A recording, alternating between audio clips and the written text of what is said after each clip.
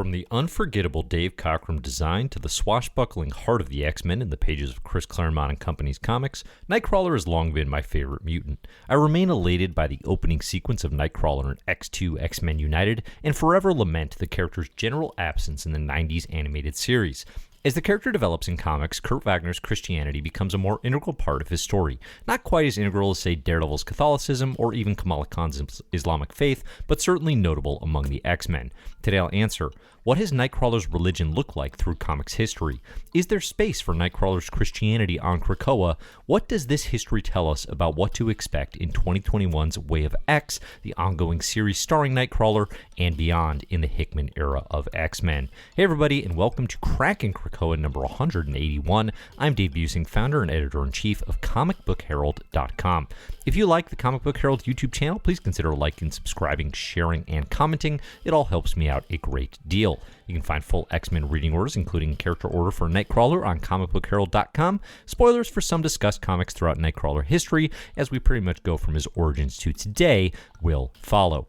In the present, Nightcrawler's role as the religious thinker among Krakoa's quiet council of mutant leaders leads into the new series Way of X, in which Kurt's quest for a mutant religion and finding meaning in this new era of mutantkind takes the forefront.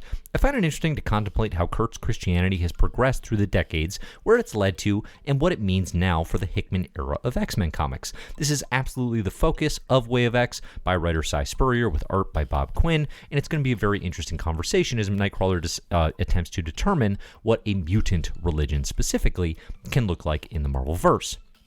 The first time we really see Nightcrawler's religion comes during the original Brood saga by Chris Claremont and Paul Smith, particularly in Uncanny XMen number 164. Wolverine observes Nightcrawler praying, in Latin no less, and is surprised. It's a really beautiful moment of developing friendship as Logan and Kurt briefly examine their diametrically opposed views on finding comfort in religion, with Kurt lamenting how alone Wolverine must feel without that presence, and Wolvie saying, "I ain't alone, bub, I got you." We see a very similar dynamic between Wolverine and Nightcrawler as they become, really best friends in the Marvel Universe and on X-Men teams. We see this exact dynamic mirrored 35 years later with Nightcrawler and Wolverine in House of X number 4, of course, right before they jump into the breach. And it's all very, very impressive work, I think, to solidify that friendship over the years, despite these characters' differences. Nightcrawler's religion resurfaces significantly during the Uncanny X-Men tie-ins with Secret Wars 2, an atrocious Marvel event that disgraces the Secret Wars name, but Claremont is one of the original tie-in masters, so of course the X-Men issues are actually pretty good. Secret Wars 2 focuses on the nigh all-powerful Beyonder coming to Earth, and for the X-Men this leads to events like a showdown with Rachel Summers, Phoenix, and the Beyonder unmaking the new mutant kids basically on a whim. Following a confrontation with the Beyonder, Nightcrawler, then leader of the X-Men, literally flees to church to talk to his priest. "I need to talk to Michael, or I shall go mad. I fear I have beheld the face of God, only to discover that he is a monster." This is very unsettling for Nightcrawler, and it's an interesting conversation because in the Marvel Universe, beholding literal gods is very much a possibility. Kurt mentions as much, but notes that in comparison to the Beyonder, they are as nothing. The Beyonder's godlike powers, the absolute omnipotence of them, really makes Kurt question his faith, and in the absence of that faith, can't help but sink into utter despair. I find this whole thread fascinating because growing up with religion, there are a lot of parallels and metaphors that make Nightcrawler's relationship to God relatable, drawing strength from prayer in moments of strife, resolving oneself to faith in a higher unknowable power for security. I get that. But when you start to work that relatable situation up against the flippin' Beyonder, the parallels wash right out the door. In my day-to-day, the closest I've come to seeing the face of God is standing next to Patrick Ewing in an airport urinal. Not quite the same thing as coming up against the Beyonder, unmaking the mutants, and displaying a level of power that basically drives Nightcrawler to say, "I am lost." He has lost his purpose. This definitely highlights one of the challenges with traditional religions in our world as carried through to the Marvel Universe. The sheer amount of cosmic and supernatural miracle heroes encounter over decades of storytelling.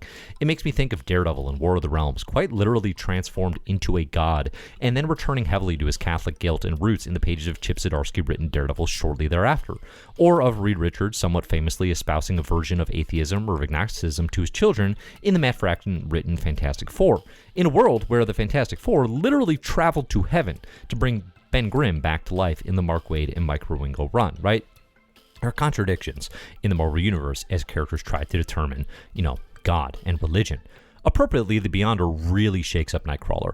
Thanks to the Beyonder, all the things that had meaning for me, that gave my existence purpose, are dead, destroyed. I don't know who I am anymore, Amanda, or even why I am. This is a recurring theme for me with Nightcrawler, and one of the things I admire most about his character in that Nightcrawler is a Christian who questions, okay? He questions a lot and kind of everything. He's a character with a tremendously empathetic heart and a deep curiosity to explore and question the dogma and unwavering rigidity that can accompany the worst examples of religious manifestation. Nightcrawler doubts, and given everything he's experienced, he should. Part of faith, though, real faith as I understand it, is interrogating doubt and coming out the other side with newfound perspective. This is often one of Nightcrawler's greatest strengths, as we see him do this time and time again. Now, not too long after this point in comics, Nightcrawler is knocked into a long coma during the events of the Mutant Massacre, and when he recovers, he joins up with Kitty Pryde, Rachel Summers, Brian Baddock, and Megan in Excalibur. There's less focus on Kurt's faith during this time period as the team travels the Marvel multiverse in a cross-time caper that lasts long enough to at least make me question if there is a god after all. I actually think one of the most influential moments in cementing Crawler as deeply Christian occurs in the X-Men 90s animated series in the opener to Season 4, appropriately titled Nightcrawler. Kurt isn't a part of the 90s animated lineup, much to my eternal chagrin, so this episode gives us his origin. Instead of rescued by Charles Xavier and joining the all-new, all-different X-Men, Nightcrawler is rescued by a monastery after he's abandoned by his mother, here canonically cemented as Mystique, and raised to be a monk, which is pretty religious. Monks, pretty religious. The episode really emphasizes faith and Christianity at the center of Nightcrawler's world. Indeed, as viewers, that's about all we see. And somewhat comically, it remixes the Kurt and Logan scene from the Brute Saga here in the animated series to the point that the episode ends with Wolverine literally praying in a cathedral, which I do have to credit Chris Claremont for never going that route in Uncanny XMen. They highlight differences between Nightcrawler and Wolverine, and they are friends despite them, or they don't allow that, right? This rendition definitely influences the most notable mainstream media debut of Nightcrawler, Pride of the X-Men. Okay, no. In X2, XMen United, I'll always love X2, and the opening flash of the hypnotized Nightcrawler assassin absolutely astonished me. But one thing you definitely see here is Nightcrawler is very, very religious. We see this kind of connection of Crawler as this, very, kind of Catholic individual living in a church with crucifixes everywhere and these tattoos all over. That's definitely clinging more, I think, to, again, these brief allusions of Christianity, these brief mentions of Christianity in the comics, but more so, I would say, even the 90s animated series, which is, again, that is the core basis of Crawler's character. This commitment to Christian Kurt extends as X-Men comics enter the 2000s as well, with writer Chris Claremont returning to the franchise to write X-Men number 100 and opening with a revelation. Kurt has become a priest. Now, if you're thinking, when in the wide world of young popes did Nightcrawler become a priest? Don't worry, it's a frequently overlooked period that didn't last too long. I'll admit this one vexed me for a long time too, because Claremont opens with Crawler's priesthood as if that had been alluded to in previous comics. But as far as I'm aware, it's a sudden Claremont-verse development that begins here as part of a Hickman-esque 6 month later mysterious time gap. I don't think there's a previous comic that actually explains Nightcrawler becoming a priest. Trust me, I have looked. I don't think it happens. This is the first we see of it in X-Men number 100.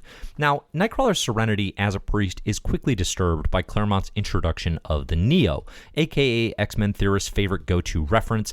It's not happening, Neo heads, as he and Dr. Cecilia Reyes are repeatedly pushed into violent confrontation with the evolutionary up-and-comers. We see Nightcrawler praying, espousing the gospel, and primarily requesting and attempting to grant absolution for the violence that comes as part of being a hunted and hated mutant.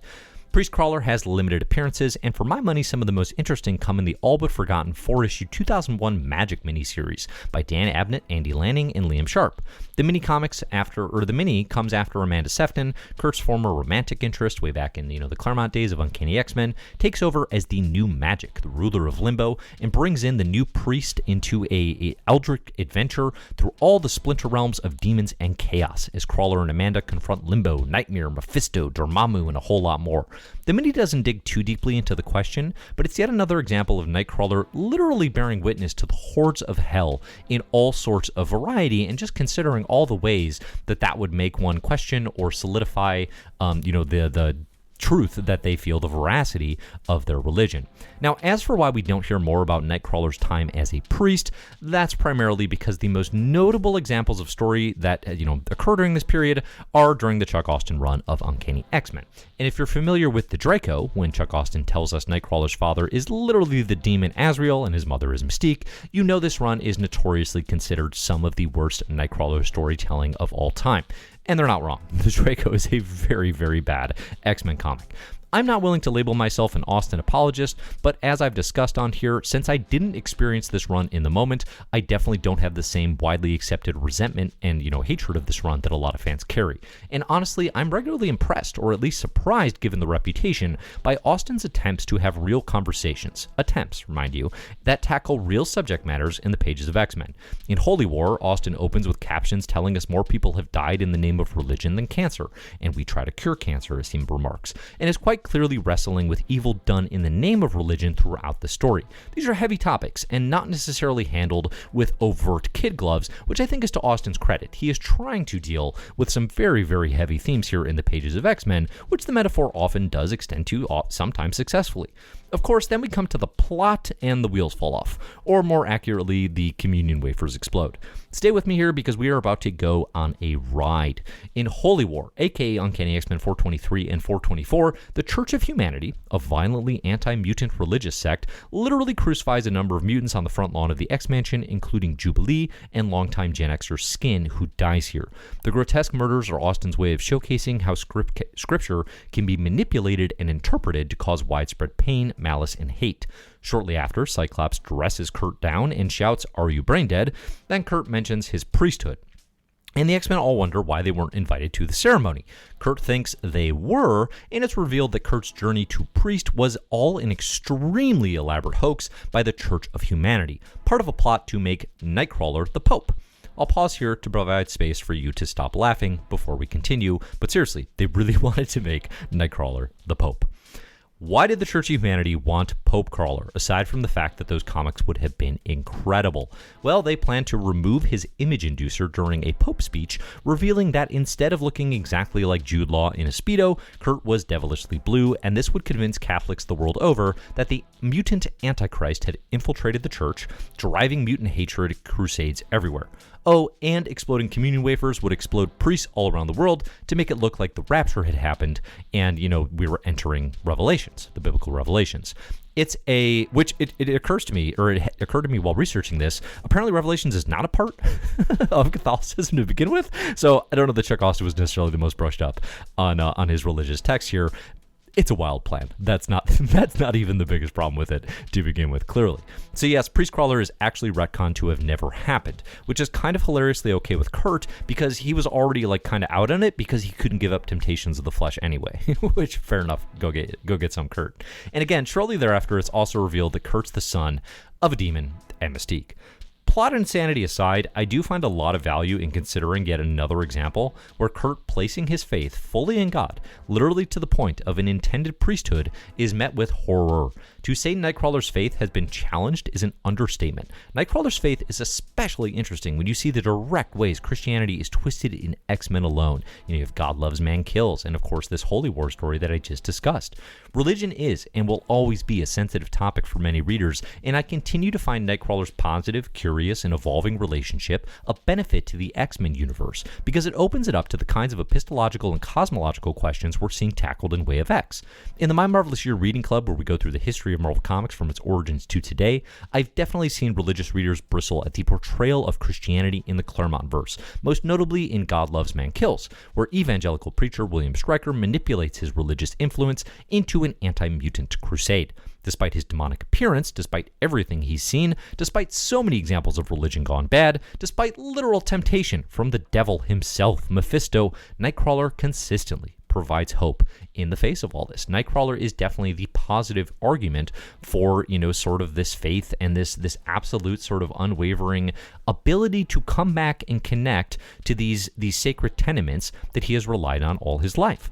One of the wildest wrinkles in all of Nightcrawler's religious exploration is that following his death in the X-Men Second Coming crossover, Nightcrawler literally goes to heaven, which is where we find him in the quietly underrated Amazing X-Men story, The Quest for Nightcrawler, which to me sure feels like one of those take the doubt out of the equation kind of developments. He literally went to heaven. Nonetheless, because Nightcrawler ultimately sacrifices his place in heaven to keep Azrael trapped, and Kurt returns to Earth, more or less fulfilling his own mutant death and resurrection well before Krakoa, the sequence puts him on a path to what we see in the Hickman era of X-Men. If the Catholic journey was always faith rewarded with a heavenly afterlife, what happens when that afterlife is actually just a part of the journey? This is something that Nightcrawler has been experiencing for years now because, again, he died, he was rewarded with heaven, and he left. He kind of jumps out of there because of an X-Men mission, because of the plot of Amazing X-Men. That is something now that mutants in the Krakoa era, because of resurrection, they may never experience, or we don't really know, right? Because they always come back. It's kind of an interesting thing. Like, if you're reliant on heaven, what happens when you take that away? Given this development and the death of death in the Krakoa era of X-Men, a new mutant religion makes a lot of sense. On one hand, I think it's always made some sense, given human religions weren't ever built for mutant kind, and that we see so many branches of Christianity in the Marvelverse vilifying mutants.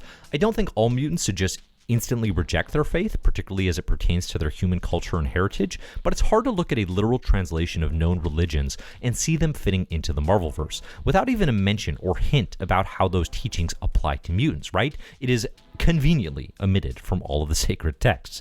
One thing I quite like about Nightcrawler's approach to mutant religion in Way of X #1 is he looks at all these massive questions about mutant souls and the essence of being and says, obvious questions and stupid questions, because even if they could be solved, they would not change how we truly live. Mutant religion as a path to purpose, as a foundational set of principle for living, this makes a lot of sense. And I think what we can expect Kurt to determine is that his purpose, remember, very much in question from our doubting Nightcrawler, is to provide others with purpose of their own moving forward. That is what mutant religion will be, and we'll see the rest of it unfold, of course, as Way of X develops. Thanks for listening, everybody. I'm Dave Busing, founder and editor-in-chief of comicbookherald.com. You can support the site and the YouTube channel over on patreon.com/comicbookherald. Thanks so much to the mysterious benefactors who support the site at the $10 level, the mysterious benefactors tier. Your support is greatly, greatly appreciated. Again, you can find my stuff at comicbookherald.com, at comicbookherald, pretty much anywhere on social. Look for the best comics ever and My Marvelous Year podcast for more from me. Thanks, everyone, for listening, and as always, enjoy the comics.